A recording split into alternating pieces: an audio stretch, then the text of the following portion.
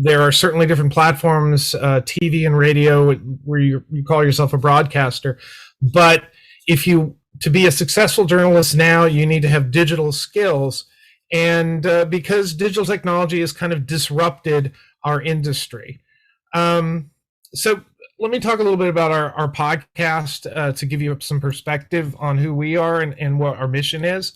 It's a weekly podcast. Our audience tends to be journalists, working journalists, or new journalists, people who are still in college, who are trying to learn about the different topics and that are affecting journalism at this time. So each week we interview working journalists or people involved in media to learn about how they're doing their jobs, what skills they use, and some of the topics that are kind of happening in media that people should be kind of aware of, that journalists need to be kind of aware of, so that they can prepare and maybe even incorporate some of the skills and topics that we're discussing into the work that they do. So, I said before that digital journalism, the digital technology actually has disrupted our industry. And it's just an example. I pulled two slides from the Pew Research's State of the News Media. They update this every year. They do a survey of the state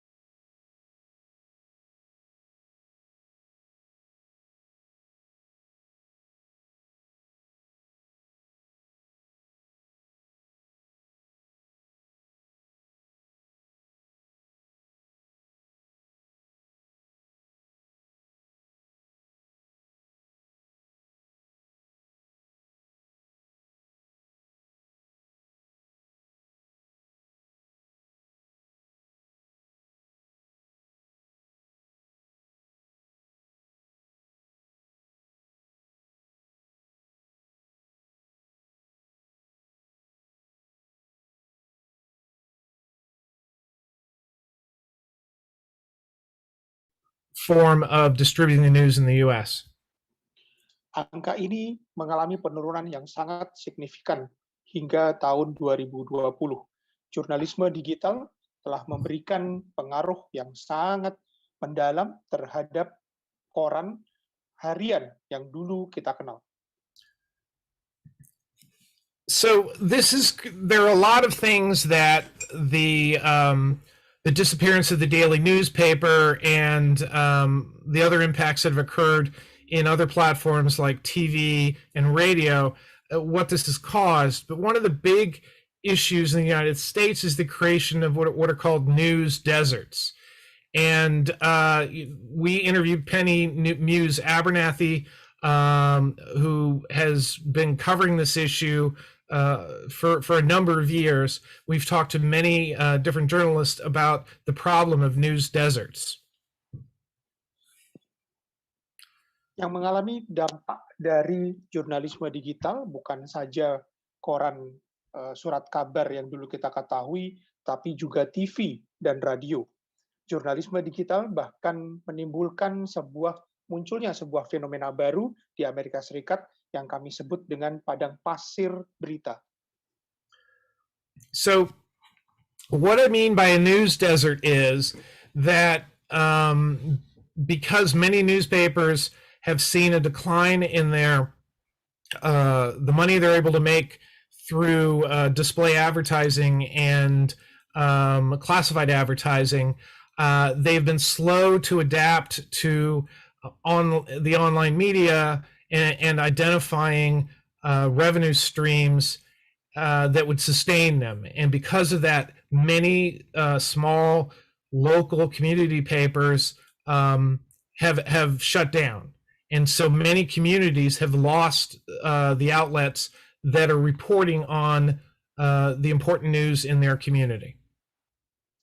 Yang dimaksud dengan fenomena padang pasir berita adalah fenomena yang diawali dengan menurunnya pendapatan surat kabar konvensional secara drastis seiring dengan menurunnya iklan yang merupakan sumber pemasukan mereka. Para surat kabar konvensional ini kemudian harus beradaptasi, berubah menjadi media online dan juga digital demi pemasukan mereka. Jika surat kabar konvensional saja mengalami kemunduran, apalagi surat kabar di tingkat lokal, di tingkat komunitas yang mengalami kehancuran total. Dan sebagai akibatnya, komunitas ataupun penduduk lokal yang selama ini bergantung kepada surat kabar lokal menjadi kehilangan sumber beritanya. And this shows where those newspapers have disappeared from. And the problem this creates is there's a whole level of news that people are just not getting anymore. They're not getting coverage of the state house. They're not getting coverage of what's going on in their local governments. And, this creates a situation that is very sort of dangerous to democracy.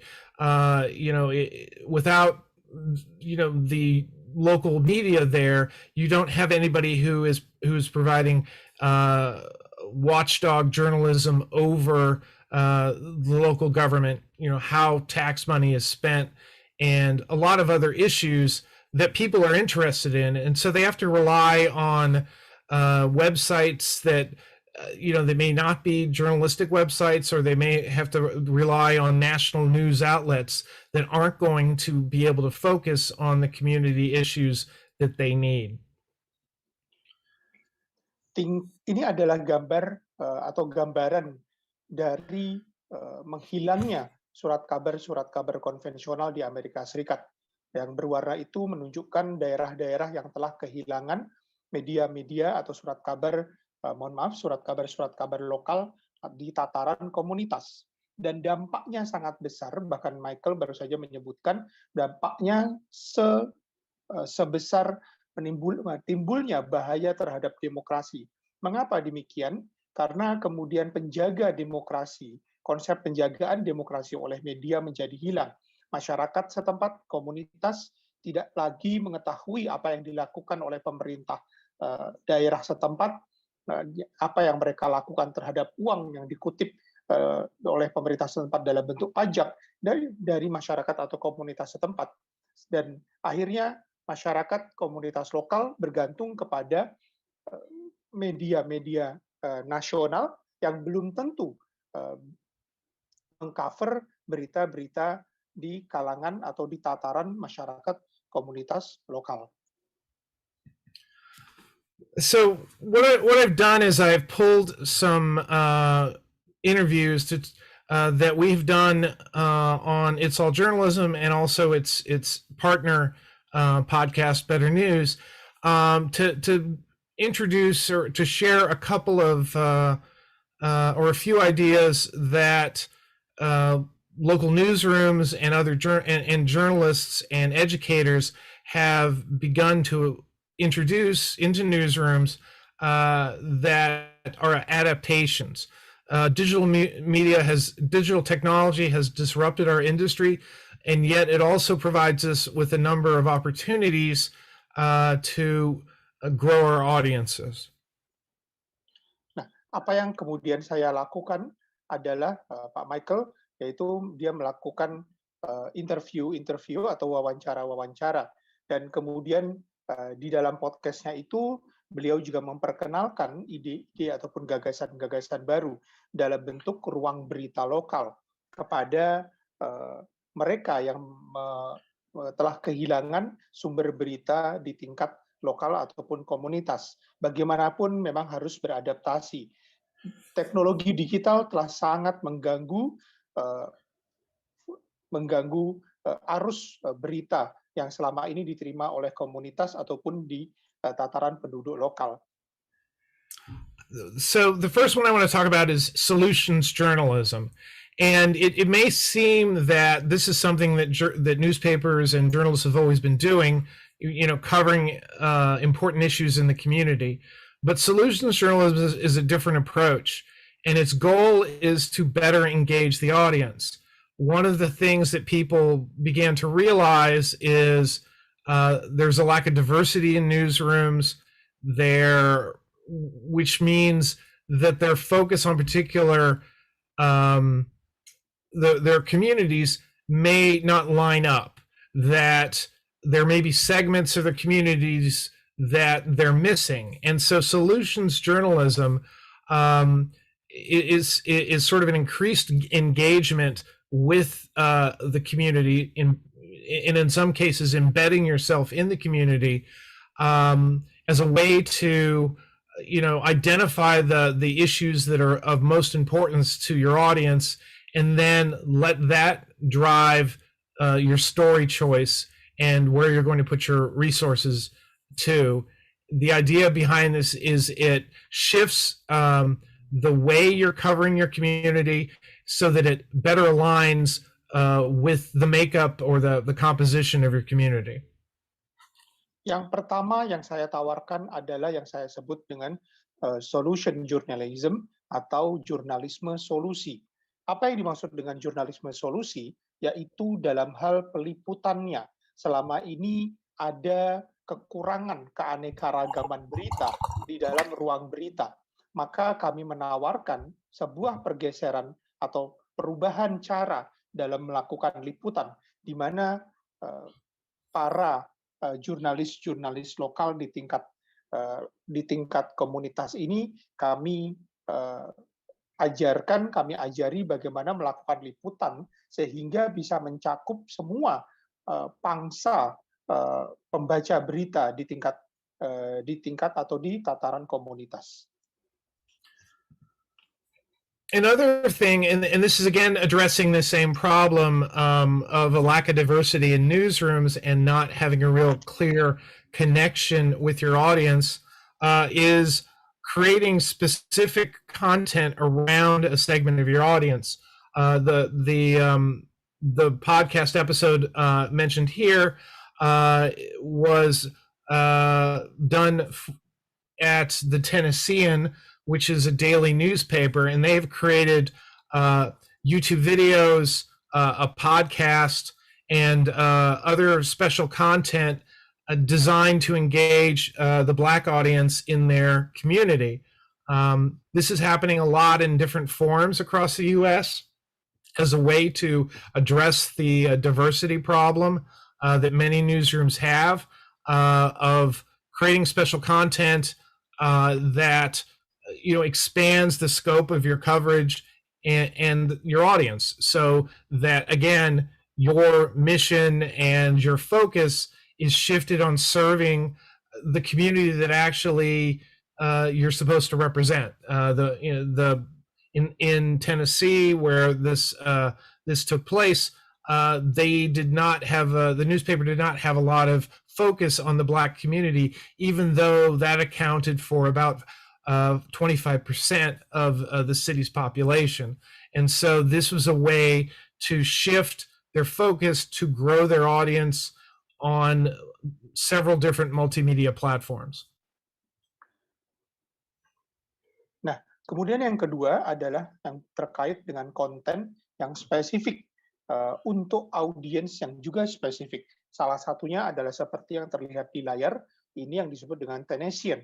Ini di kota Tennessee, dan di sini ada platform, ada konten spesifik yang ditujukan untuk komunitas kulit hitam yang sebelumnya mereka tidak mendapatkan porsi pemberitaan, porsi liputan, walaupun komposisi mereka mencapai 25% dari jumlah populasi kota. Sehingga kemudian dibuatlah konten khusus yang melibatkan ataupun yang juga meliput kepentingan dari komunitas kulit hitam.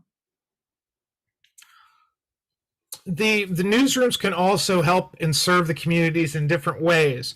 This story that we covered was an initiative that was put together by the Global Reporting Center in Canada, and they were actually bringing journalists into the community to train local activists and community involved people to tell their stories.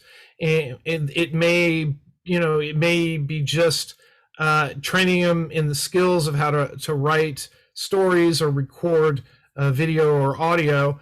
In this case, they actually provided cameras and recording equipment and some instruction so that people who are involved in a particular community issue could tell their story on multimedia platforms as a way to share that story and that perspective in the content of the news site.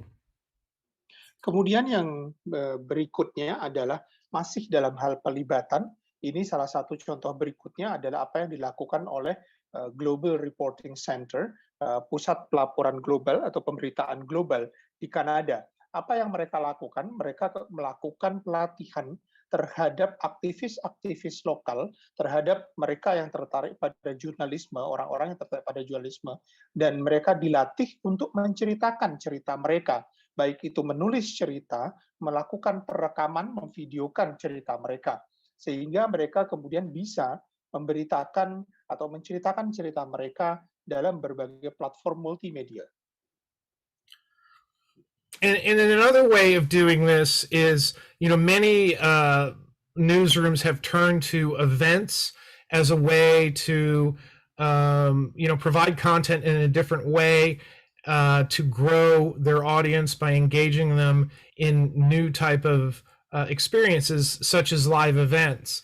We spoke to some people at the Los Angeles Times, and they had already had events to a degree where they would sponsor book author discussions and other similar events in the community. But when the pandemic hit and people in Los Angeles were forced to stay home, the LA Times began to create virtual events.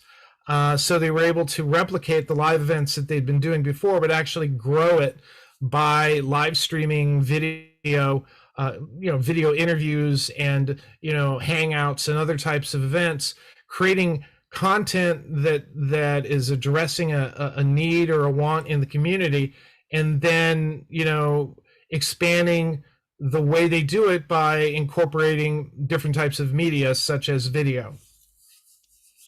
Yang menjadi perhatian kami berikutnya adalah media yang selama ini bergantung kepada kejadian ataupun agenda-agenda yang bersifat live atau langsung, yang selama ini bergantung pada hal-hal yang seperti itu. Kemudian pandemi terjadi. Salah satunya adalah LA Times atau Los Angeles Times. Mereka biasanya mensponsori, memberitakan diskusi tentang sebuah buku di mana mengundang penulisnya. Nah, ketika pandemi terjadi, hal ini tidak bisa dilakukan. Maka kemudian mereka melakukan perubahan dengan mengadakan event-event yang sifatnya virtual. Maka kemudian yang terjadi adalah mereka membuat live streaming, videos, dan lain-lain yang sifatnya virtual. And the last thing I want to talk about is revenue. And the Los Angeles Times was able to generate revenue through its live events. There are many other different models that have emerged in the last 10 years, including sponsorships and grants, events, donations that create new revenue streams rather than display advertising. Although once many news outlets have been able to move online, they've been able to figure out ways to make money through advertising online, and then also for ads and things in their videos and in podcasts. This particular interview was we talked to the Simon Galperin, who was developing something called an info district, which is creating in each community an area called an info district that is a media how best to describe this, as sort of a place where people, an area where there's an interest in creating content to serve that area. This sort of addresses the news desert problem, but it also sets up a system where if local laws are passed, very similar to the way public media works in the United States, people would be able to either pay a fee voluntarily, or it would be something that would be part of the regular support that people pay to their community, similar to the way they pay for utilities, that they would pay to support local journalism. And the Press Council of Indonesia, and also the U.S. Embassy, and Pak Michael O'Connell for having this event now. And for me, it's I like this program very much because of a very personal reason. First of all, I consider United States of America is kind of like my second country, and I learned a lot about journalism from America. And to me also, going to America is like going into a time machine and go into the future. Because then you can learn from what happened in the United States of America now will happen maybe in a few years' time in Indonesia. And what actually happening now in Indonesia, most likely it already happened some time ago in the United States. So before the pandemic, I like to go to United States of America because it gives me an edge, thinking what will happen in my country, including in journalism. Pak Roy, ya. Baik, selamat malam Bapak Ibu sekalian. Baru saja beliau memperkenalkan diri, dan beliau sangat senang sekali dengan kegiatan seperti ini, dan beliau juga senang sekali bergabung bersama kita. Ada Pak Michael dari Amerika Serikat. Bagi beliau, Amerika Serikat ini memiliki arti tersendiri, bahkan beliau menganggap Amerika Serikat sebagai negara kedua beliau. Demikian. Next slide. And here is why the reason I'm telling you that going to United States is like going into, you go hop into a time machine and go to the future, so you can know what will happen in Indonesia later on. Here is a story about Rocky Mountain News was closed in 2009. In Indonesia, we had the news of Suara Pembaruan closed in 31st December 2021, so you don't have it anymore in 2021. And there are a lot of similarities of this. a lot of big newspaper in the United States of America actually dies in 2009, but we just started to have many big newspaper either die or change dramatically in 2021. Pak Roy. Dan bagi beliau pergi ke Amerika Serikat itu, beliau senang sekali mengunjungi Amerika Serikat karena bagi beliau mengunjungi Amerika Serikat itu seperti masuk ke mesin waktu dan kemudian pergi ke masa depan. Sebagai contoh, baru saja dalam slide itu ketika sebuah media yang bernama Rocky Mountain News itu tutup pada tahun 2009. Dan di kita ada koran atau surat kabar Suara Pembaruan yang juga tutup kurang lebih di era waktu yang sama. 2021. 2021 sudah tidak ada lagi koran kabar Suara Pembaruan. Next slide, please. And here is another example. The Christian Science Monitor, a very old Christian newspaper, weekly, stopped printing and only become digital in 2009. And in Indonesia, Koran Tempo, which I founded in 2002, also stopped printing, but 12 years behind in 2021, but exists in digital form. So there is a 12 years timeline.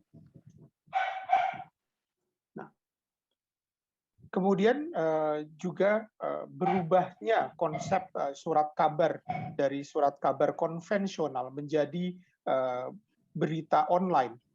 Beliau memberi contoh koran Tempo yang beliau lahirkan sendiri itu berhenti beredar, bersirkulasi pada tahun 2002. Namun kemudian sekian belas tahun berikutnya atau tepatnya di tahun 2021, Koran Tempo tampil kembali, muncul kembali dalam bentuk digital, dalam bentuk online. Nah, sebetulnya ini Pak, maksudnya kalau Christian Science Monitor berhenti cetak tapi jadi online pada tahun 2009, Koran Tempo berhenti cetak 2021 tapi full online. Ya. Oke, next slide.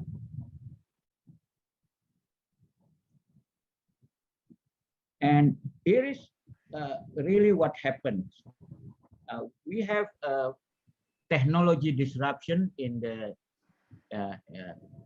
media sector, and any big technology disruption demand ability to adapt to a new business environment and requires sufficient resources and knowledge to cross the valley of the dead and survive.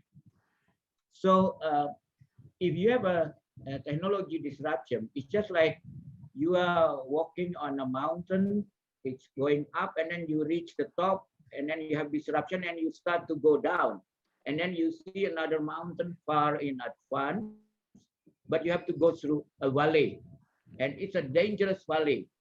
So you have to build a bridge, and that means you need to invest so that you don't have to go into the dangerous valley, but you can go across to the new valley. Because if you don't have this ability, then you will die in the valley of death, Pak Roy. Nah, seperti halnya tadi juga disampaikan oleh Michael, teknologi memang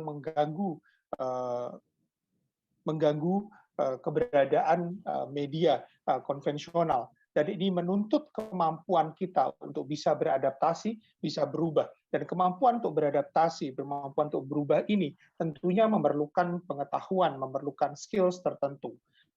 Beliau mengibaratkan hal ini seperti halnya jika kita naik ke sebuah gunung dan sampai di puncaknya, dan kemudian kita harus turun. Namun kemudian yang terjadi ketika kita harus berpindah ke gunung yang lain, di depan kita ada hamparan lembah, dan lembah ini sangat berbahaya. maka kita harus membangun jembatan di atasnya agar kita tidak jatuh ke dalam lembah yang berbahaya ini. Karena apabila kita jatuh ke dalam lembah yang berbahaya ini, kita akan kehilangan nyawa kita. Seperti itulah ibaratnya. Next slide, please. No, before. Yeah. And for those who own the conventional media, the choice actually is very simple. Either you sell your media, or you have to borrow big amount of money in order for you to survive, because in order to build this bridge to go to the new mountain, you need a lot of money, and also you need a skill to build that bridge, so you can reach the mountain. And I give you an example here.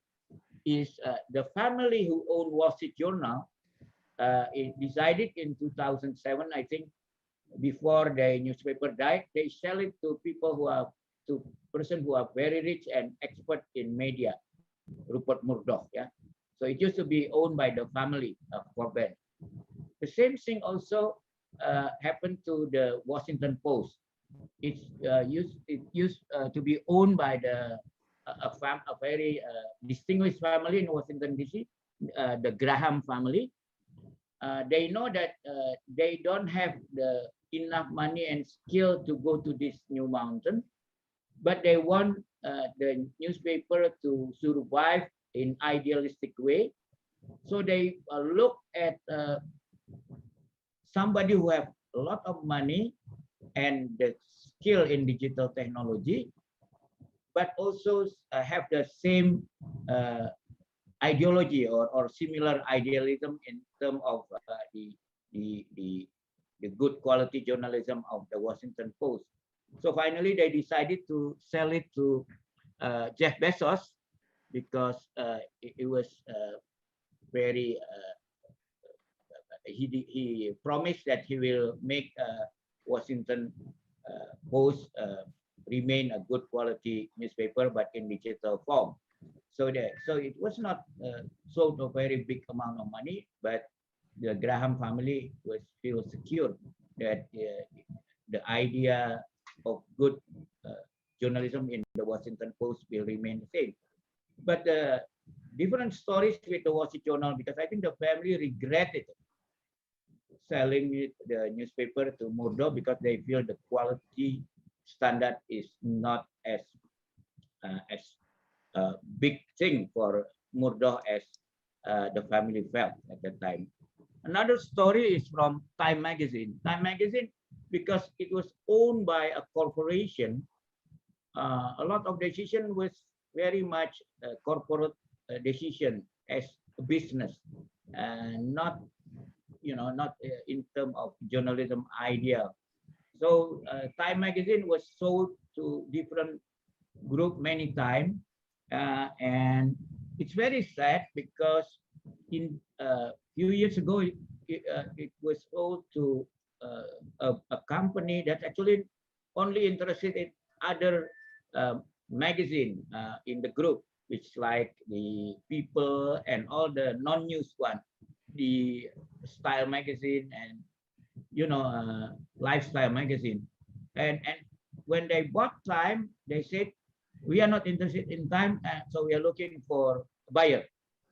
And I think 2018, Time magazine was bought from this group by a billionaire in technology, who actually at least share a little bit of the value of Jeff Bezos. So I think in the end it's a better thing. But I was an intern at Time Magazine office in Washington DC in 1986. I spent 6 months. I have a wonderful time there. That was during the heyday of Time Magazine as a very good, very rich company. And then I visited it again in 2019, even though they still have office in the same building, but much smaller staff. So it was very sad to meet for me to see such a great organization has become much smaller. Yeah. But even though it's better for Time than Newsweek, because Newsweek basically, after being sold and bought for many different companies, they finally do not exist, and they closed down in a very sad manner because there was a big fight between the owner and the editors. Yeah.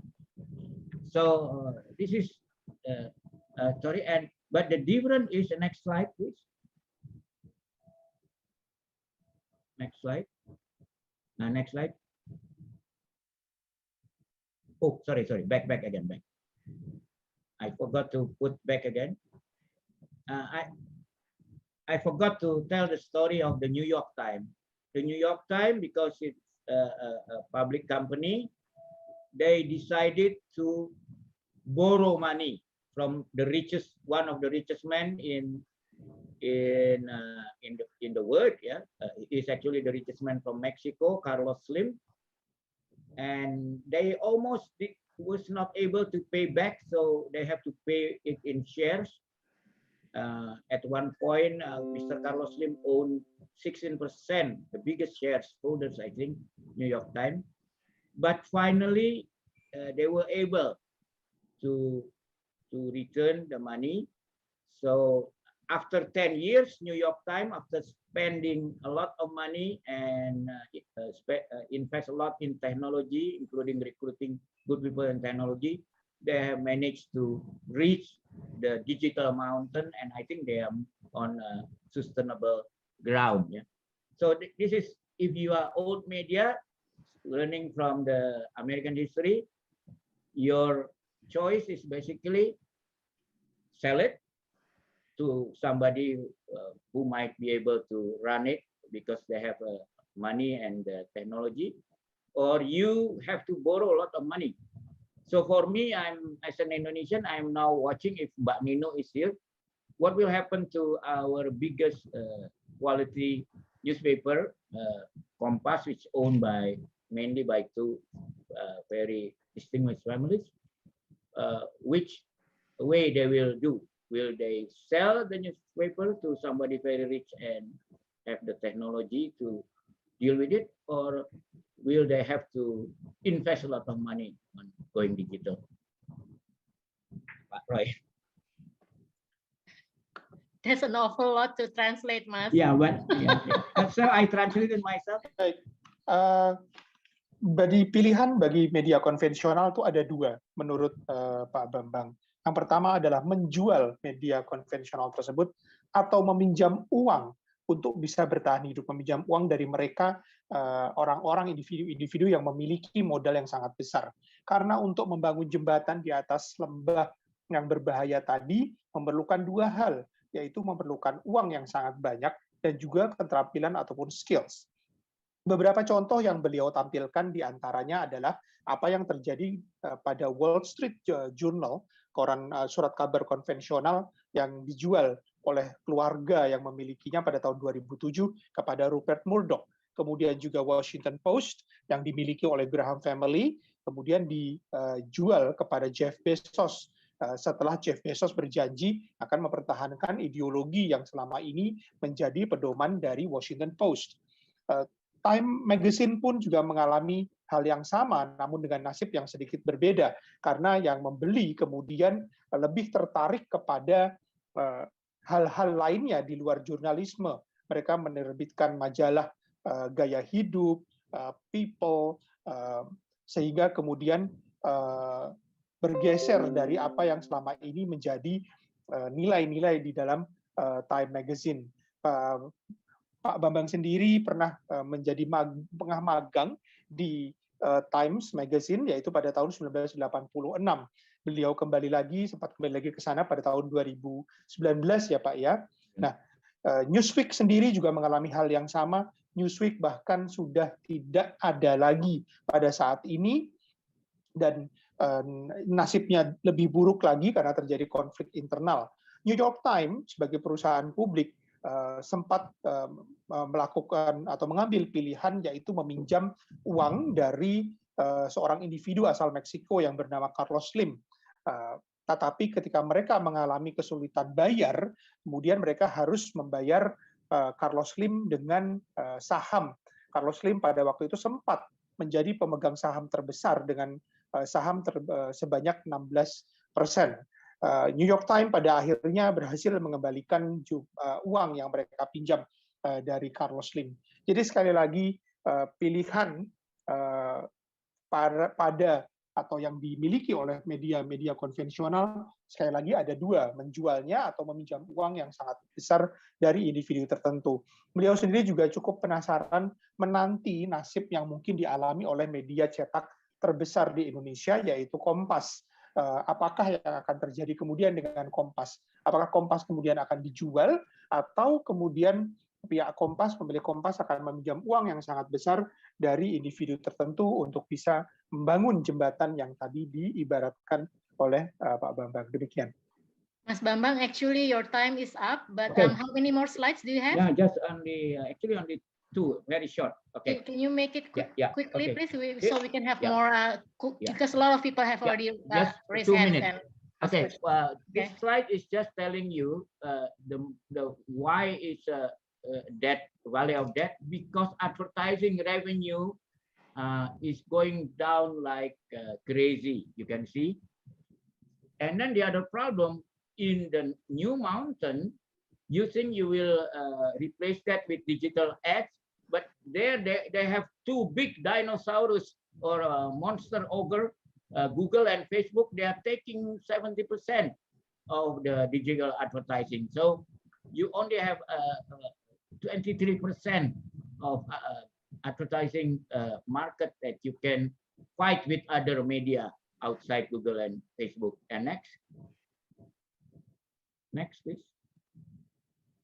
Now, but the good news is that this transformation might kill a few local giants, but it's actually the birth of many digital startup media. Yeah, for instance, conventional media in Indonesia, if you include everything, newspaper, magazine, everything, is less than 2,000. But if you just count digital media now, in Indonesia, now there are more than 40,000. But small, a lot of very small ones. But sometimes being small is good, because you can imagine that dinosaurs is the largest one, did not survive transformation, but cockroaches, which also live at the same age as dinosaurs, still live very well. Next, and this is the end.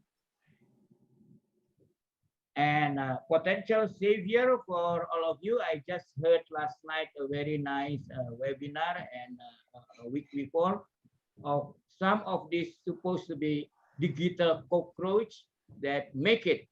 So they are growing good from 3% operation within 2 years to become 60 people organization, and was offered to be bought at 60 billion rupiah, but they refused because they are afraid it will not be independent. And before that, we have Pikiran Rakyat.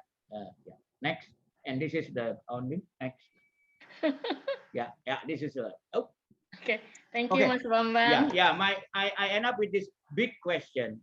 I believe that this digital media, we have to have a different business model, and you might have more than one sustainable model.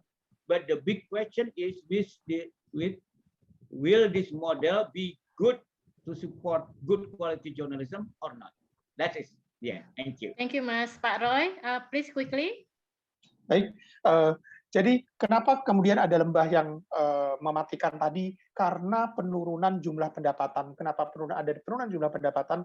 Karena jumlah iklan atau advertising yang menurun. Nah, kemudian setelah naik ke gunung yang baru dengan transformasi digital ini, ternyata ada dua dinosaurus, atau Pak Bambang menyebutnya dua monster. Tapi itu dua monster itu, Google dan Facebook, yang mengambil pangsa pasar iklan sebanyak hampir 70%.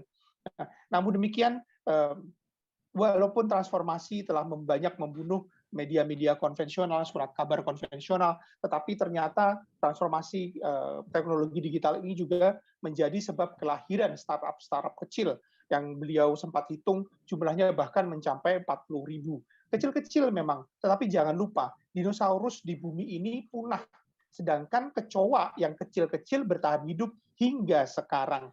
Ada contoh yang tadi beliau berikan. Jadi sekali lagi dalam hal digital media atau media digital memang harus permodelan bisnis harus berubah dalam artian yang bisa berkelanjutan. Namun pertanyaannya adalah permodelan bisnis yang seperti itu apakah akan tetap dapat menjaga kualitas jurnalisme yang bagus. Demikian. Terima kasih, Pak Roy. Thank you. I have seen several questions in the chat, and also we have a question from YouTube viewers, and as well as people who raise hands. So I'll start with the chat first because they came in first.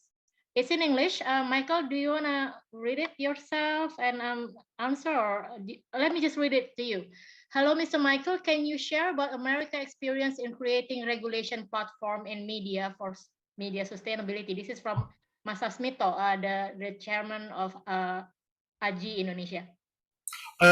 One of the things that I mentioned in my slides were info districts, and that's really in the early stages of development. And actually it's being supported as a sort of an experiment that's going on in several communities in New Jersey. So right now we do not have any state-supported media outside of something like public media, which does receive some federal funds for public television and radio. So that's the only thing that's going on right now, although there are some laws that are being proposed to establish these infro-district type areas where it would be like a tax that you would pay for water or electricity. There would be one to support local community journalism. I think what he meant was the platform such as Google and Facebook. Do you have any experience with that? Well, I don't understand the context. Okay. You're talking about the regulation of Google and yes, I think this is the context when okay. Mr. Bambang Harimurti mentioned earlier that they monopolize the revenue like in Indonesia, like 70%. I don't know if it's happening also in the US. And does the government regulate the platform for like a more fair competition, and in order to prevent for the local media to die? Yes and no. What's happened is that because Facebook and Google are companies, private companies, the government is only able to limit them as much as they can limit any other business in commerce. However, newspapers and journalists have pressured both Google and Facebook. Facebook in particular has changed a lot of its practices in how it promotes different types of stories on its platform. Yet newsrooms, news outlets still don't have a lot of control on how their content is displayed on Facebook, and the same with Google. For us on our end, there are organizations that do rely on revenue streams from Facebook and Google, and early on, a lot of people were trying to get their content on Facebook because they envisioned that Facebook would be a solution for revenue. That has not been the case by and large. News outlets still use Facebook to share their content, but because they do not control it, they have moved away from having that as a primary or even a large supplementary piece of their revenue puzzle. So what I would say to you, somebody brought up the idea of the difference between what's going on in the United States and in Indonesia, of like being in a time machine. Well, I'm speaking to you from the future. Don't rely on Google or Facebook as the basis of your revenue stream. They're great at sharing your copy, but you're going to need to play by their rules to do that. The ultimate solution for your revenue problem is going to have to be elsewhere. So even though they're taking 40% or whatever of your of the revenue of those ad sales, that's not ultimately, because you don't control that. That's not going to be a way for you to develop a long-term sustainability model, in my opinion. Yes, I'm sorry, I have a little follow-up questions. How solid is publishers associations in the United States in facing Facebook and Google? It's really kind of touch and go, and it really comes down to whether whether these two corporations are willing to engage the journalism community. That Google has developed what's called the Google News Initiative, and it's very much trying to help solve the problem, which is seen as a distribution and a sustainability problem, less than say a advertising revenue problem. In Facebook, there's also the concern, and actually to a lesser degree in Google, about how content is pushed out, how false narratives, fake news, competing for the same space in search and in placement on these platforms. And since that's sort of can border on a freedom of speech issue, Google and Facebook have done a number of different things to try to address those problems that are brought to them. But at the end of the day, it's their sandbox. They're going to make the rules.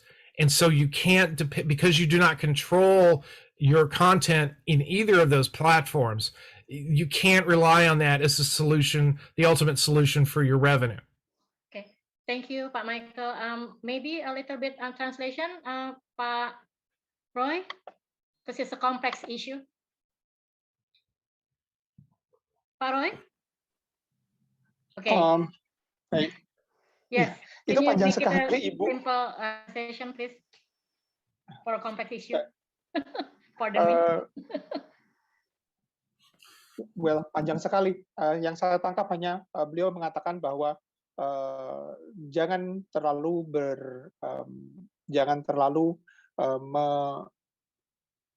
berpegang ataupun juga jangan terlalu mengandalkan Google dan Facebook dalam hal pendapatan iklan, karena dalam hal Google dan Facebook kita harus mengikuti aturan mereka. Kemudian mengenai pertanyaan tentang apakah ada kebijakan pemerintah Amerika Serikat dalam hal Google dan Facebook ini, belum ada yang secara signifikan. Kemudian yang terakhir tadi, seberapa solidkah para jurnalis di Amerika Serikat menghadapi Google dan Facebook, ini dalam hal ini masih naik dan turun kesulitannya sebetulnya, karena apalagi di dalam era digital sekarang ini justru banyak sekali pihak-pihak jurnalisme digital yang juga berebut untuk naik ke permukaan, belum lagi mereka yang menjual berita-berita bohong untuk dikonsumsi oleh masyarakat luas. Demikian.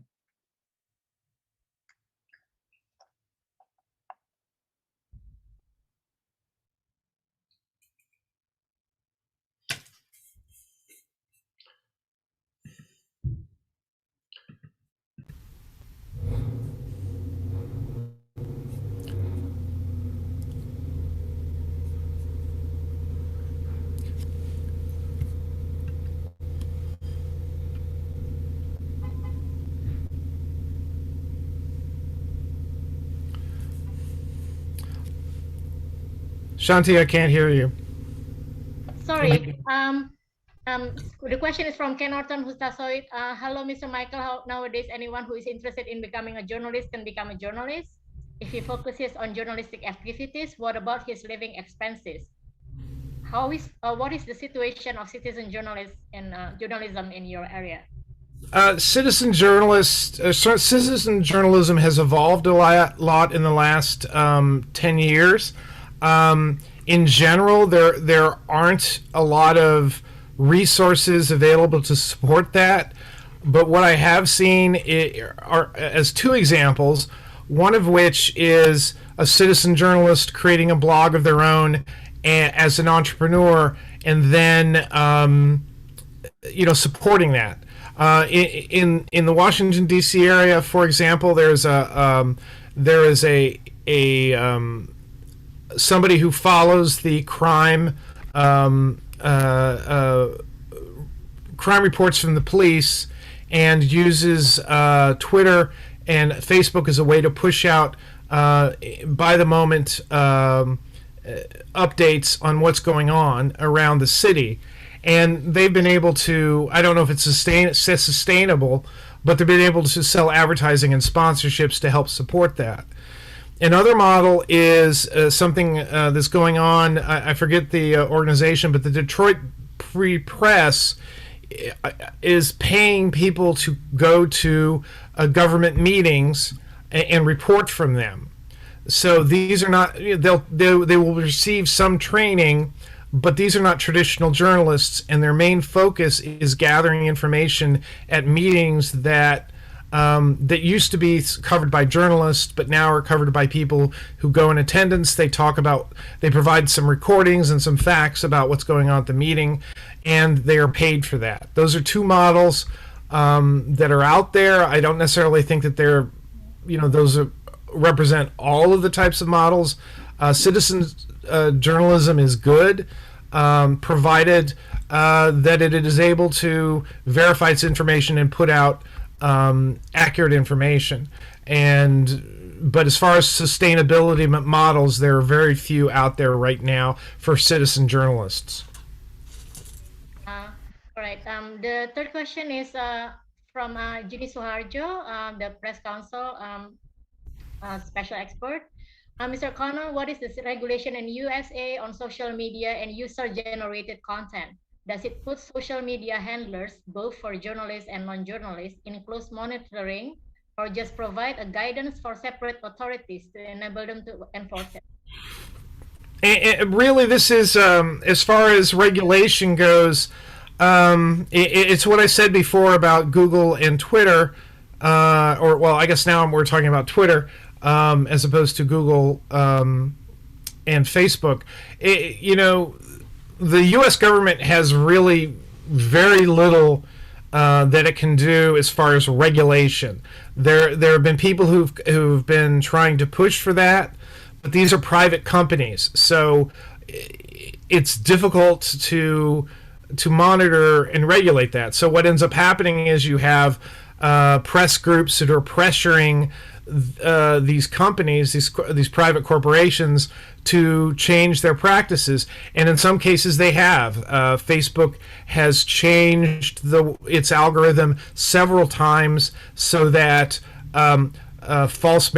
people who share false information or are posting false information are no longer able to do that. They're identified. Twitter, for example, the big example of that is that they have barred President Trump from their platform because of the false narratives he was pushing out.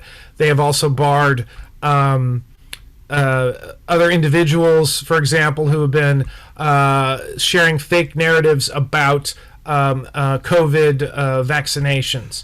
So, yeah, but that's all because that's not government controlled. That's all pressure being put on the private organizations who may see a negative impact to their ability to make money, and that's the motivation why they are doing it. And so, is it too much? Is it not enough? It's constantly evolving, and that's kind of the state of where things are right now. Pak Roy, tolong diterjemahkan. Ini kompleks juga, Pak. Silakan. Baik, untuk pertanyaan tentang apakah ada peraturan pemerintah Amerika Serikat, terutama untuk media-media seperti Twitter ataupun Google ataupun Facebook, dan Pak Michael mengatakan bahwa pemerintah Amerika Serikat tidak dapat berbuat banyak untuk bisa mengeluarkan regulasi atau aturan untuk perusahaan-perusahaan Twitter seperti Twitter, Google ataupun Facebook. Yang terjadi adalah kemungkinan justru tekanan dari masyarakat pers di Amerika Serikat terhadap ketiga media tersebut untuk bisa mengubah cara kerja mereka. Dan ini sedikit banyak berhasil. Facebook kemudian mengubah algoritma mereka sehingga orang-orang yang selama ini memposting berita-berita bohong itu bisa kemudian ditanggulangi. Twitter misalnya belum lama ini membekukan akun Twitter mantan Presiden Trump karena dianggap telah terlalu banyak menyebarkan berita bohong terkait dengan perkembangan politik di Amerika Serikat. Jadi apakah pemerintah Amerika Serikat atau apakah tekanan seperti ini sudah mencukupi, kurang cukup, atau bagaimana? Maka jawabannya bahwa ini semua masih akan terus berevolusi, masih terus akan berubah sesuai atau seiring dengan waktu. Next question, Michael, may I know radio journalism in America? Is the fate of radio the same as print media? Yes. Digital disruption is across all platforms, okay? And where each platform is in the disruption is not occurring at the same time. Some platforms like print occurred sooner because of the impact on display advertising. And so newspapers had to go through this period of restructuring how they could sustain themselves. Radio is also, like I said, all platforms are affected by this. Television is affected by this. Streaming video like Netflix is impacting, network television. And which is also impacting movies that you see at the theater as opposed to live streaming movies. So you have to understand that digital technology is changing everything, and this is not something where you can say, that's my neighbor who has a souped up car, that he does that every morning when he leaves. But this disruption, you can't just say, oh, I'll continue to operate the way I always have because I'm still making money right now. That is one of the, I agree with very much with what Bambang said about the Valley. The problem that we saw here is that for a very long time, lots of people who owned newspapers or controlled newspapers, because they were still able to make money with advertising, thought that would always continue. That money is going to go away. The same is going to happen with radio platforms, and we're beginning to see that. For many people, podcasts, which are digitally native, which live online, which people can listen to any time of the day, they're more often going towards that as they have more options to listen, of things to listen to. Digital media has created a variety of ways for people to consume content. So no matter what platform you're on, you're going to have to, you're going to have a very small piece of that and come up with content that will attract people's attention, that you can support through some revenue stream that will probably not be display advertising. Pak Roy, silakan. Ya, jadi pertanyaannya adalah apakah jurnalisme radio juga akan mengalami hal yang sama sebagaimana media cetak? Jawabannya iya, tetapi mungkin tidak di waktu yang sama. Jadi perubahan ataupun kemajuan teknologi digital ini memberikan dampak kepada semua platform. TV pun juga mengalami dampak yang sama. Bioskop juga mengalami dampak yang sama. Baik TV maupun bioskop mengalami dampak yang sama karena adanya Netflix. Nah, jadi kita semua atau mereka yang menjadi penggiat di dunia jurnalisme, kalau menurut Michael, jangan sampai lengah dan jangan menganggap bahwa semua akan baik-baik saja. Bahkan meskipun ketika Anda sudah juga mulai bertransformasi. Kalau tadi, kata Michael, Pak Bambang menyebutkan tentang uang, untuk bisa membangun jembatan di atas lembah, kata beliau, uang itu pun akan pergi. Jadi juga jangan bergantung kepada uang yang jumlahnya sangat banyak dari pemodal. Begitu. Okay, thank you, Pak Roy. So the third question is, I think this is a bit, it's really long actually, but I try to summarize it. This person, Mesak Ananta, asked basically, the reason people stop reading newspaper and news television is because those media are biased. And in Indonesia, we are not actually that brave to show that media coverage is biased. And how about in the US? Do you, how? I have an answer for that. Yeah. No. The answer is no. It does not matter your political persuasion. This is a tidal wave.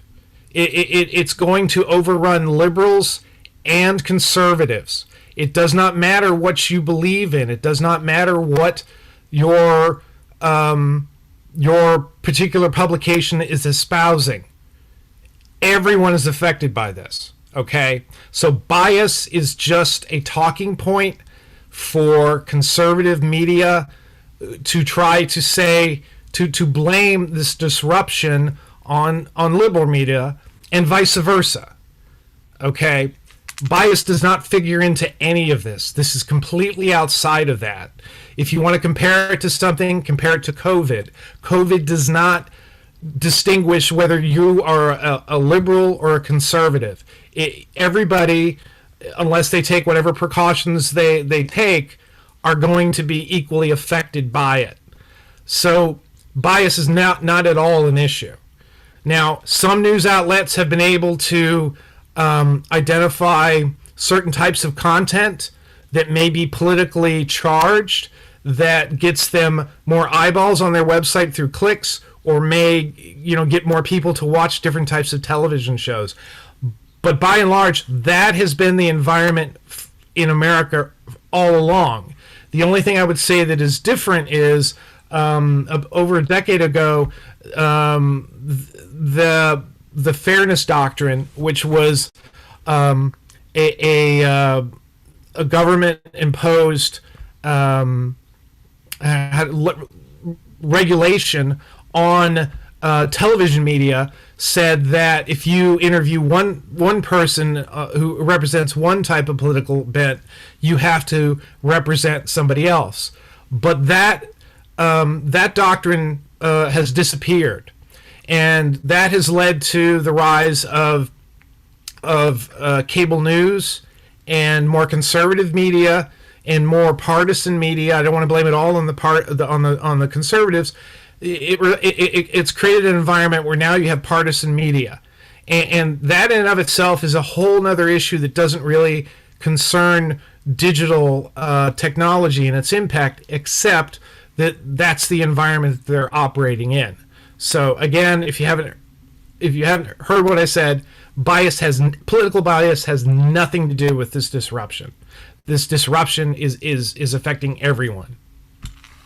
Actually, there's another question which is a little bit related to that, is in Bahasa Indonesia. In America, media convergence is more toward business or politics. What is the case in the US? Because of is the regulation or okay? It always. I mean, the government is not regulating these things. We do have the FCC, the Federal Communication Commission, which does monitor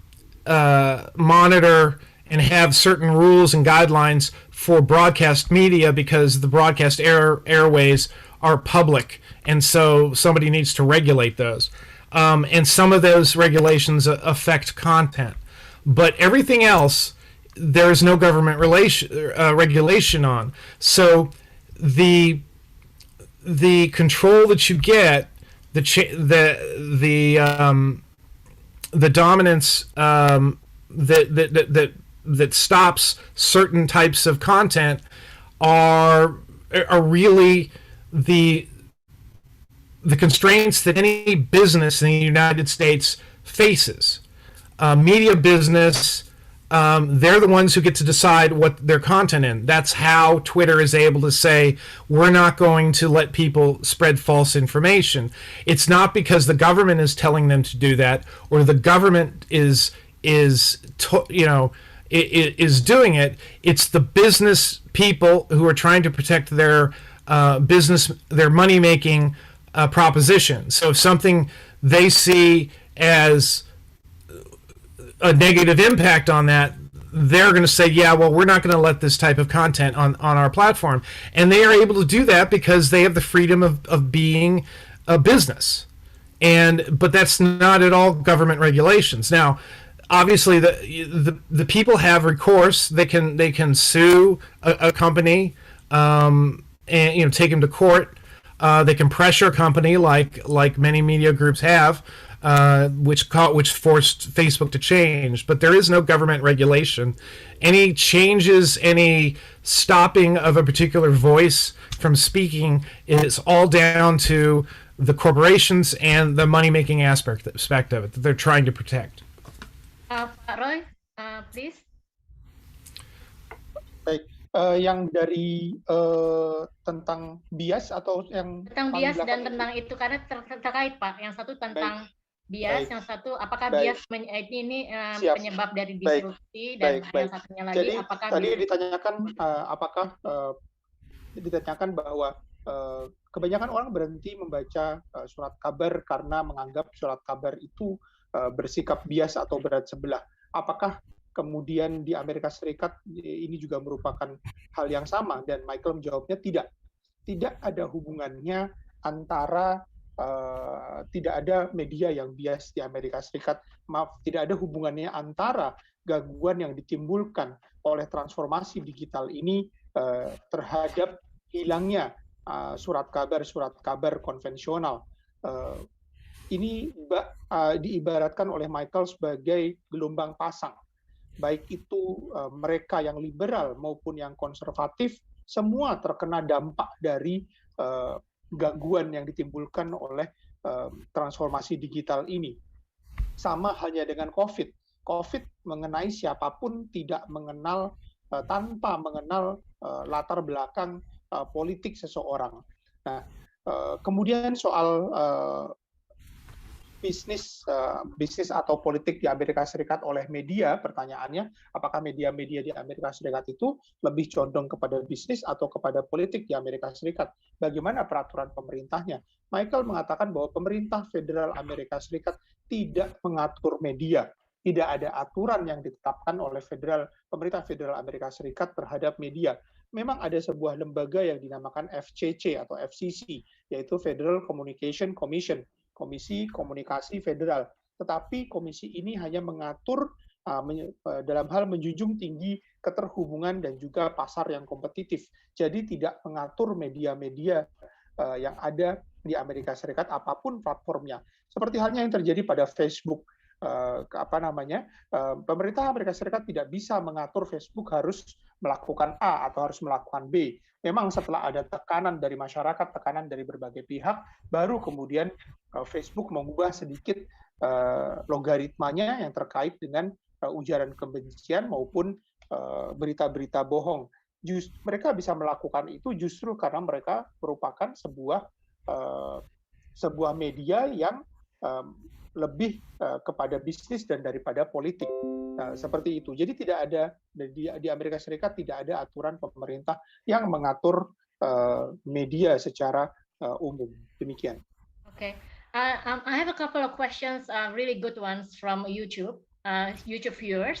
The first one is question, especially to Mas Bambang Harimurti. After the Washington Post bought by Jeff Bezos, how the Post has covered Amazon? Is there any special editorial process when the story related to the owner? Mas Bambang, can you answer the question, please? Yeah, thank you. Actually, you can Google it and compare the way they cover Amazon, the Washington Post, and New York Times, who did an investigation about how the Amazon pushed their workers very hard. Yeah? I have read both articles. First of all, it was New York Times who break the story, so that's clearly different.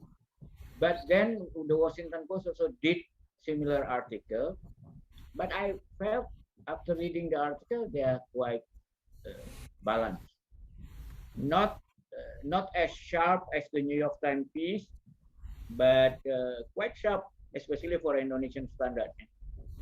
So I think might there be a little bias? It's very hard to say, but I don't know. I think Mr. Michael O'Connell probably have also an opinion on. I gather you have read the New York Times piece on how Jeff Bezos in Amazon actually, being a slave driver, and then the Washington Post also did a similar article. Do you notice a difference? You mean about the workers at the Amazon? Yeah, how Jeff Bezos become a slave driver, basically. Yeah, I haven't been following that story that closely, and I have not read those two stories, so I cannot comment on those particularly. What I will say is that the Washington Post under Bezos has metamorphosized, has changed to take advantage of the digital media tools, and continues to be a leader in news coverage. Now, people are going to have different ideas about that because they don't like Bezos, particularly they don't like what Amazon does.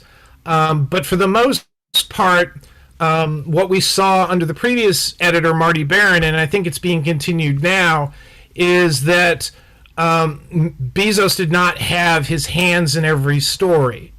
And there was not a tone like one might find in Fox News, which is owned by Rupert Murdoch. I think, having attended a couple of meetings where with the DC or the Washington DC's staff for the Washington Post, I see a lot of innovators in there, and I see people who are leading the way newsrooms have adapted to this shift in technology. So the Post, by being bought by Bezos, has benefited in that it has not had the same financial struggles that smaller publications continue to face. As to whether he is, influencing particular types of coverage of Amazon, I have no opinion on that. But I do have an opinion on that the Washington Post is one of the leaders in digital journalism, as is the New York Times. The problem is both of those outlets, which are owned by rich people, are not the only type of media outlets in this country. And so the problem is less on their level of journalism and more in the smaller publications and in the community publications. And so they don't have the same financial problems that all these other that are putting all of these other news outlets out of business. So I think, again, the concern about how Jeff Bezos is covered, I think, is less concerning than what models are out there to help this other level of journalism sustain.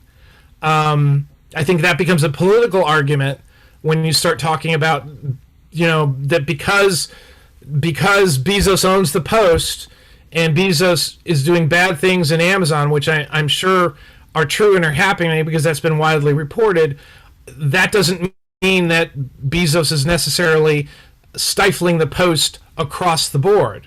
There may be very well be an attitude of, well, we don't want to write something negative about the boss's company, and they may not be giving as much coverage as perhaps they should. that being said, they've been pretty independent in how they've been covering a lot of different issues in this country. I don't think the solution of having somebody rich buy your publication is really the key here to long-term sustainability. The thinking has to change from, we need to sustain these large traditional publications like the Post and the New York Times. The focus should be on coming up with new models that allow journalism at all levels to continue. Some of that means digital native startups like Vox Media, which has found a niche and is really good at exploring stories very deeply, and then but is able to sustain itself through advertising and sponsorships and other means. So, I get your point. Yeah. Maybe we should let Pak Roy translate. Pak Roy, just very quickly, please, because you only have 20 minutes. Jadi, baik. Pertanyaannya adalah tadi sebetulnya pertanyaan kepada Pak Bambang tentang kondisi Washington Post setelah dibeli oleh Jeff Bezos karena dia juga pemilik Amazon. Pak Bambang mengatakan bahwa masih tajam walaupun tidak setajam dulu, karena apakah ada campur tangan Jeff Bezos dalam peliputan yang dilakukan oleh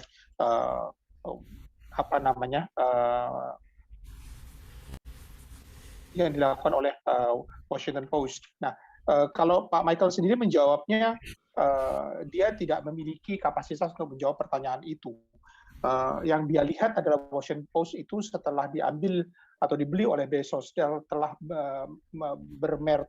bermetamorfosis menjadi jurnalisme digital dan menjadi pemimpin dalam media atau peliputan media, walaupun memang ada ketidaksukaan sebagian pihak terhadap Amazon.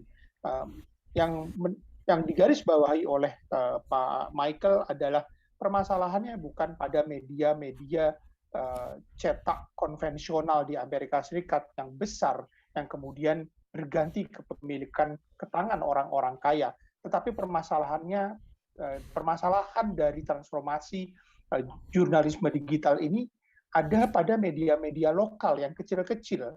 Jadi pemikiran kita harus berubah, bukan pada bagaimana mempertahankan media-media cetak yang besar bisa bertahan di era jurnalisme digital ini, tapi bagaimana agar jurnalisme pada semua tataran itu bisa berkelanjutan dengan permodelan yang baru. Demikian.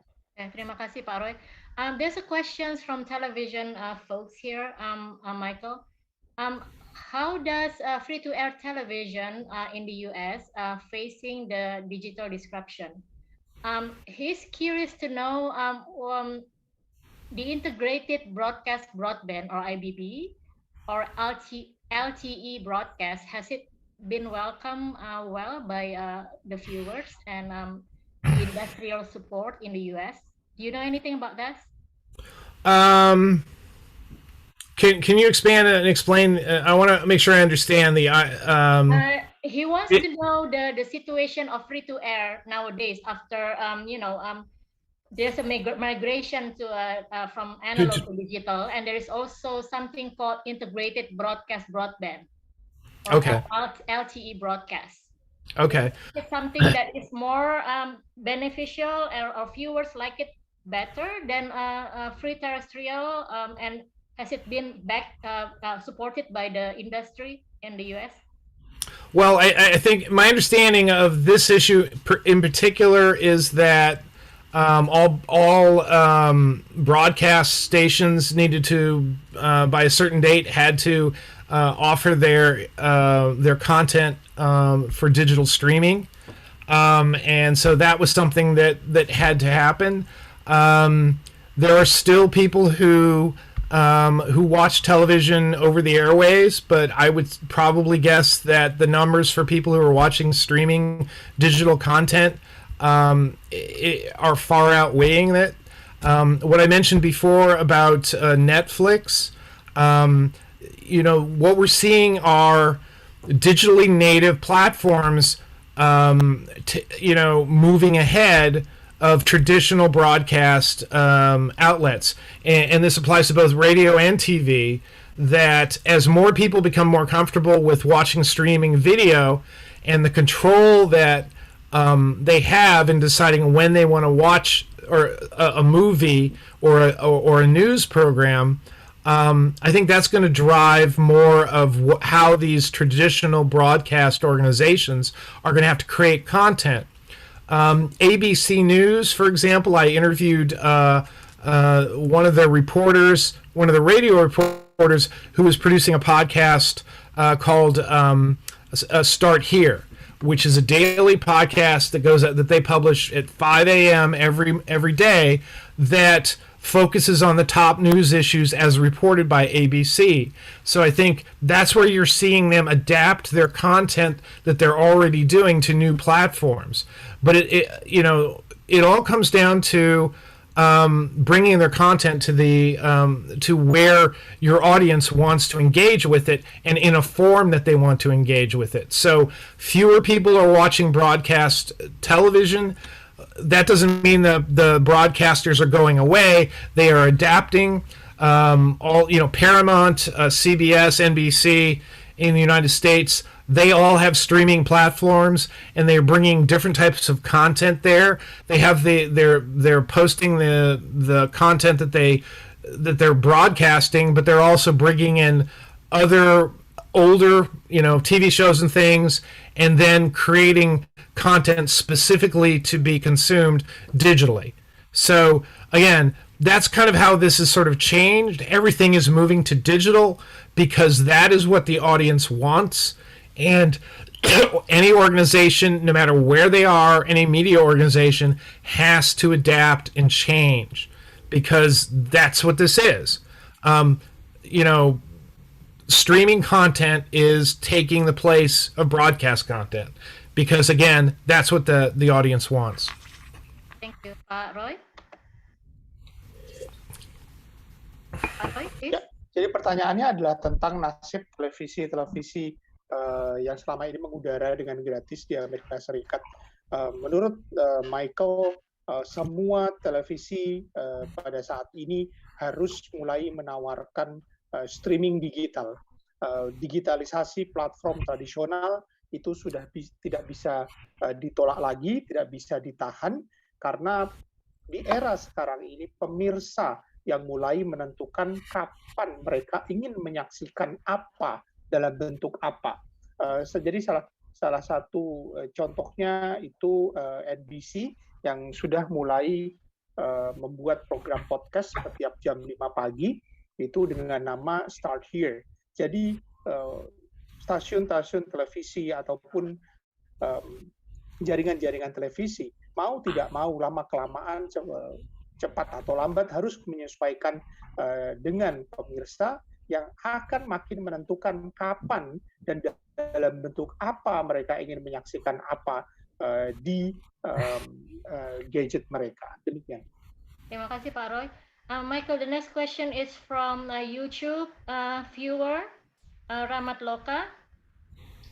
In the US, is there a media business model based on donation from readers, just like what The Guardian in the UK does? Yes, there are many outlets that have a donation model and that are supported through donations from their audience or through like grants or sponsorships. It's quite common in podcasts that that the podcast has a Patreon page where people can sponsor, they can commit to paying a certain amount each month to sustain it. Many podcasts have they use PayPal so that people can donate to generate their content. I've also, I also know of other podcasters who have, they launch a Patreon campaign and they say, I'm going to produce a 6-episode series about something. And, but I need to, in order to do that, I need to have my expenses paid. And, I need to have my technology paid for as well. And then they'll have a specific campaign around that. There was in the Washington, D.C. area, there was a sports reporter for the Washington Post who was laid off, who was fired, but he still had an audience. And so he created a blog, and he continued to go and cover meetings around the Washington Nationals baseball team, and he had a GoFundMe or a Patreon campaign from his readers to pay for him to travel to Florida to cover spring training for baseball. And so that, for him, that was the beginning of a new type of journalism that was supported by his audience, who read his stories and wanted to hear him talk about the baseball players. So when he came back to Washington, D.C., he was able to get regular support from his audience to continue covering the sports team, and eventually he ended up into a partnership with the network, the local network that broadcast the baseball games, so that he was providing content for them as well. So that points to something else. You need to be nimble. You need to be able to move quickly and take advantage of opportunities. You may be the only person in your media company. You may be the brand manager. You may be the editor and the producer and everything. But there are ways to sustain. And in that model, it becomes easier for you to do things that large corporations or large newsrooms can't do. You'll have more freedom to cover things, to travel and do other types of things that local journalists who have other types of issues and stories they got to cover aren't going to be able to do. So this is kind of this is an example of a focused type of journalism reporting, and you see this replicated throughout the United States on different types of topics. There are websites and blogs that are focused on covering the state house, the local government, or crime. There are a number of podcasts that cover the courts and the crime cases that are happening in that city. There used to be a podcast in Washington, D.C. that covered every homicide in the city. Following the police and the investigation, following the case through courts, talking to the victim's family, providing a lot of really deep content on one subject, and that was able to be sustained through donations and support from its readers or its audience. A little follow-up question. Did you mean this is a subscription or crowdfunding? Is this campaign or just one-time thing? I've seen both. I've seen one-time things where people have said they're going to need a certain amount of money, and they raise that money that way. Another way is that they have set up a system through PayPal or through platforms like that I just went blank on. I can't remember. Anyway, or Patreon, where people can make regular donations or one donation at a time to keep you going. There are a lot of news outlets, there are a lot of podcasts that are able to sustain that way. So there is revenue out there, but the idea of getting enough revenue to support a big newsroom is a lot more challenging. So you'll find that news outlets or blogs or podcasts that are very focused on one topic or one area of things to cover, like a sports team or like crime in a particular city, where you only have maybe one or two people that are on the staff, those are easier to maintain, and they can provide a greater level of coverage for the audience who is interested in that topic. Okay, thank you, Michael. Pak Roy? Baik. Jadi pertanyaannya adalah tentang model donasi seperti hanya Guardian di Inggris, dan jawaban Michael adalah iya, memang ini ada di Amerika Serikat, bentuknya bisa berupa hibah ataupun sponsor, dan biasanya ini justru terjadi pada mereka yang memiliki podcast. Ini mereka biasanya membuka donasi melalui salah satunya PayPal. Misalnya salah satu yang dijadikan contoh adalah sebuah pemilik podcast yang mengatakan bahwa dia akan memproduksi sesuatu berseri 6 seri, tapi dia perlu dana untuk bisa menyiapkan perlengkapan media yang dia perlukan untuk memproduksi itu, dan lalu dia menggalang dana. Nah, ada juga seorang reporter, dia mantan reporter olahraga Washington Post di Washington DC. Dia di PHK, padahal dia biasanya melaporkan berita atau meliput berita yang terkait dengan baseball. Si reporter ini atau mantan reporter Washington Post ini lalu membuat sebuah blog dan khusus tentang baseball, dan ternyata itu disukai oleh para pemirsanya. Dia bahkan bisa meminta dibiayai oleh pemirsanya untuk bisa terbang ke Florida meliput sesuatu, dan bahkan akhirnya dia bermitra dengan sebuah jaringan lokal khusus untuk liputan baseball. Jadi kalau menurut Michael, maka Andalah yang harus bergerak cepat, Andalah yang harus berinovasi, dan Anda yang harus memfokuskan peliputan Anda pada hal-hal tertentu saja, terspesialisasi dalam hal liputan. Misalnya, kata Michael lagi, ada citizen journalism juga, atau jurnalisme individu yang memfokuskan kepada pemberitaan rapat-rapat pemerintah lokal. Ada juga misalnya yang memfokuskan, menspesialisasikan pada berita tindak kejahatan khusus pembunuhan saja di sebuah kota. Dia bahkan bisa bekerja sama dengan kepolisian di kota tersebut. Nah, pertanyaan susulannya adalah apakah ini hanya sekali donasi, sekali bayar seperti halnya crowdfunding, atau yang seperti subscription yang bersifat reguler? Dan Michael mengatakan keduanya ada, kedua bentuk tersebut ada di Amerika Serikat. Ada yang sekali bayar mengumpulkan dana untuk kemudian digunakan untuk meliput berita tertentu melalui crowdfunding, ada. Subscription pun ada, demikian. Michael, there's a questions earlier in the chat in Bahasa Indonesia. I'll translate that for you. Is it possible to have partial convergence in the newsroom, or does it have to be the whole, convergence? Wait. Oh, you. Okay, I want to make sure I understand the question. The convergence. Does it? Can we have a partial convergence in the newsroom, or does it have to be, like everything has to be?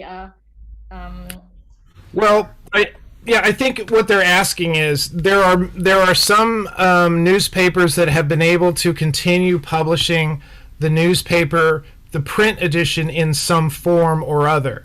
It may not be daily. They may drop back to a couple times a week or weekly, or even monthly. It's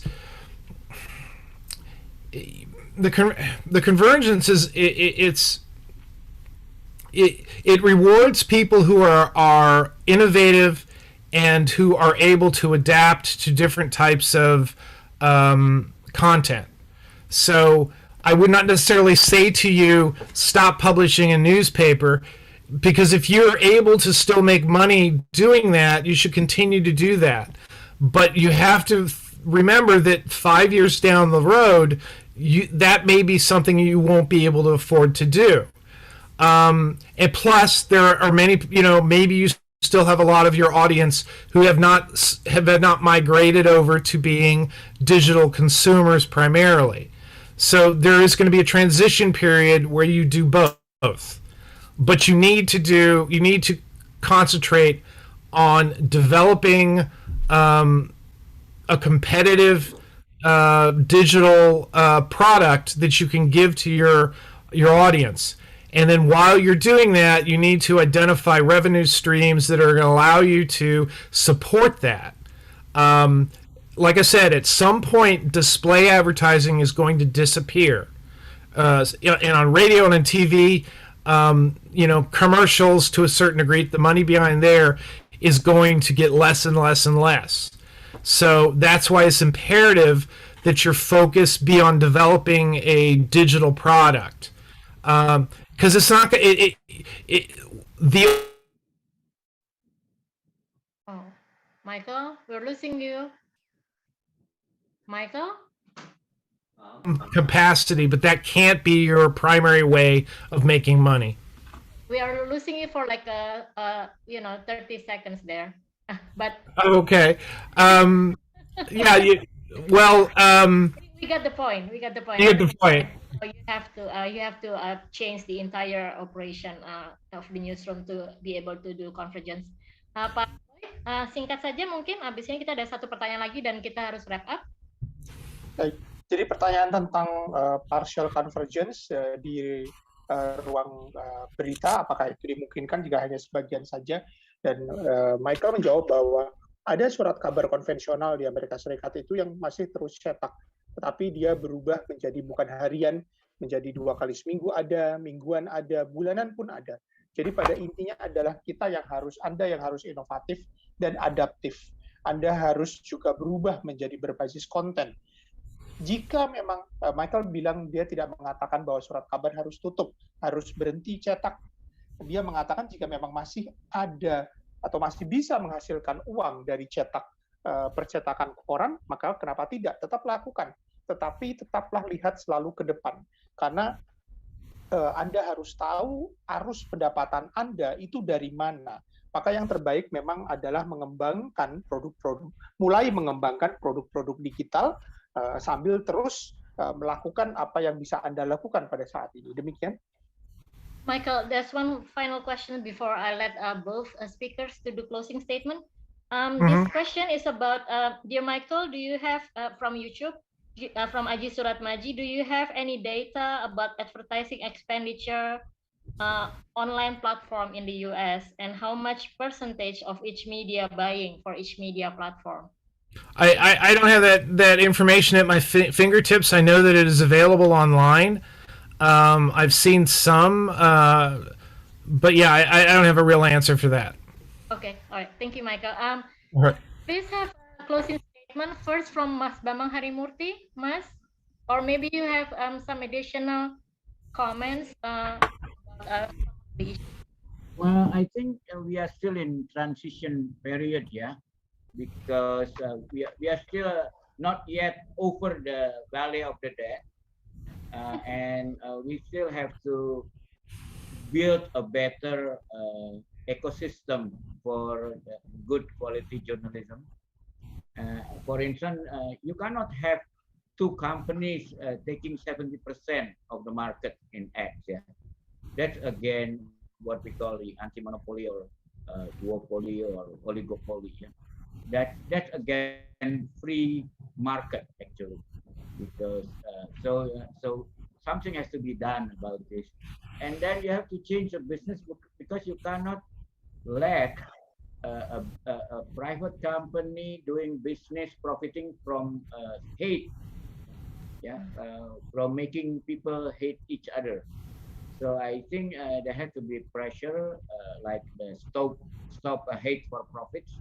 And I think it's a quite effective pressure because I think Facebook is changing, and we have to push back on Google to go back to its original concept, because when Google was founded, they have this concept of do no evil. Yeah, but lately they have forgotten about this concept because they didn't realize to continue, because I think the commercial baron has taken over from the original founders. So we have to push back. And I think it's possible because, I'm not against rich companies. It's just that they shouldn't become richer because they make other poorer.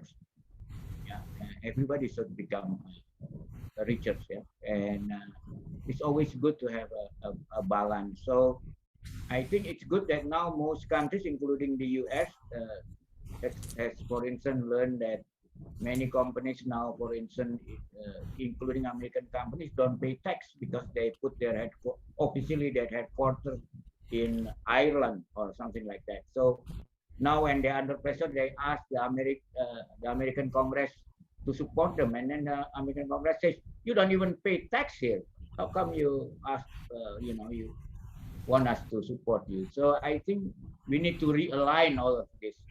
But but there's so many things to do. But I think as a journalist and as someone who loves freedom of the press, we all should at least be agreed on one thing, that whatever the next business model we are using or models, it should be the one that is in alignment with the need to create the incentive for good quality journalism. It should be a place where if you the better you are in the better quality of your journalism, the best profit you have. So we have to align that between business and good public deeds. I think that's actually my goals. Thank you. Okay, thank you, Mas Bambang. I will let Michael to do closing statement, and then Pak Roy, you could translate, please. Michael, go ahead. I'll try to keep this short. What I would say to Indonesian journalists is continue the fight to create good ethical journalism. There will always be a need for that. But journalists are going to need to learn new skills, and individual journalists will need to take the control into themselves rather than relying on a newsroom or a larger company to make that change. You need to become a digital journalist. You need to understand the different platforms, and you need to become entrepreneurial, which is something that a lot of people don't think about. But today's journalist is very different than the journalist of 10 years ago. You're not just doing one thing, you're doing many things. And so it's more important than ever that you understand the technology that's there and how you can reach your audience the best way you can while employing the same ethical standards that you've always used. So that's what I would say to any working journalist, not necessarily a company or an outlet. Each individual journalist needs to dedicate themselves to understanding the way digital media has transformed us and how we can better function and continue to bring our skills into that arena so that we can continue to do our very necessary job. That's what I would say. Thank you.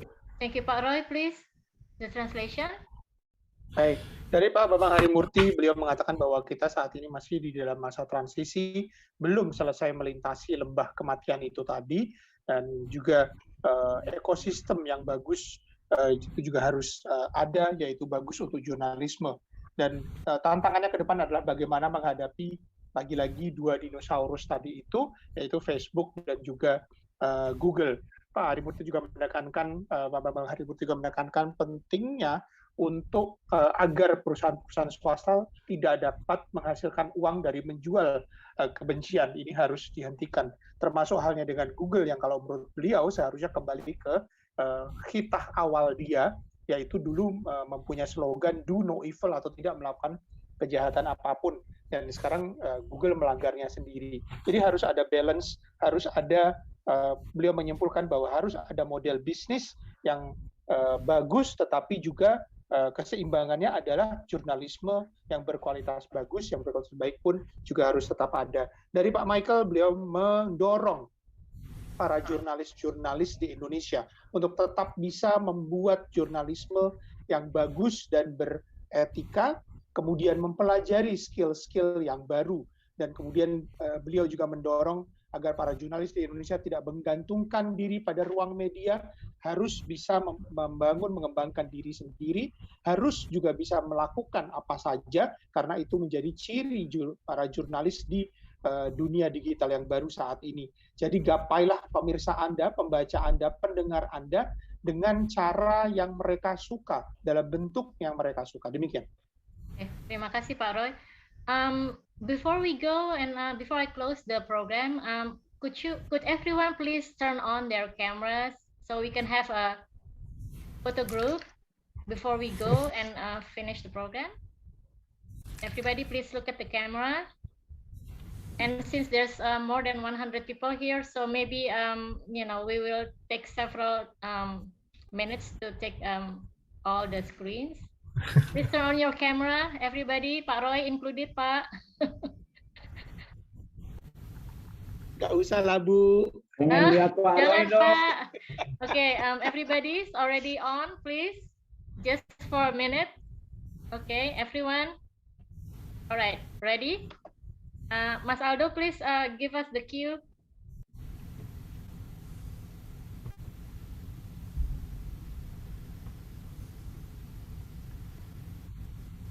Mas Aldo, Mas Imam. Oke. 3, 2, 1, frame 1 ya. Next. 3, 2, 1. Next. 3, 2, 1. Next. 3, 2, 1. Next. 3, 2, 1. 5 layer. Terima kasih. Okay, everything is Mas. done. Thank you very much, everyone, for joining. Thank you for all distinguished speakers, Pak Michael O'Connell and Pak Bambang Harimurti. And thank you for the joint program with the U.S. Embassy in Jakarta and the Press Council. I bid you a good evening and then have a nice weekend, everybody. Thank you. Good night.